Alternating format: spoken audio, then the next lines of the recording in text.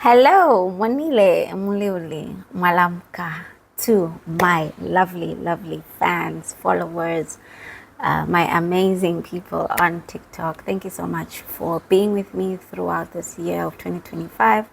This is the last day of the year, and many of you, your lives have changed. Thank you so much for the feedback of how my content has made so much changes in your lives. I am so proud of you, and you should also be proud of yourself. Lelo, I want us to close off the year 2025 with how can I do a personal net worth check now that I am ending 2025? Okay. This is how I'm going to give you a calculation on how you can actually do a not a financial, but a net worth check calculation. First things first, you need to list all your assets. So your assets are things that are making money for you. Your business, how much is your business currently worth? Let's say with all your stock that you have, your business is worth 5 million kwacha. You have land. How much is your land worth now? If you were to sell it today, how much would you sell it for? So let's say, okay, I know I bought my land for 2 million. So if I was to sell it today, I would probably sell it for 3 million. So that's how much you put down. Land, 3 million. If you have any livestock, mbuzi, nkuku, whatever that you have that you've got on the farm, try and come up with an estimate of what the amount would be if you were to sell those things today. So you write it down. That is for farming products. This is what I have. If you have my tractor, my savings, any cash liquid that you have, write all those things down. Your investments, guides, your stocks.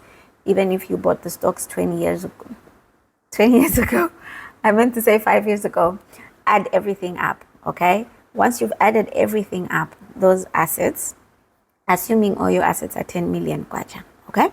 Now you go to your liabilities, everything that is taking money from you, school fees, mortgage or rentals, write all those things, your debts, your bills, whatever is outstanding, write everything down.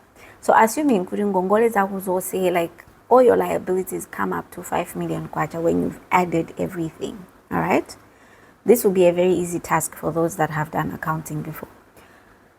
Once you've added it all up, let's say it comes up to 5 million. So you will now take the assets minus the liabilities, which will give you 5 million at the bottom. Now, that number, that 5 million that you have after the subtraction, that is your net worth. So it means you were in 2025, you have managed to acquire assets of up to 5 million kwacha. Okay?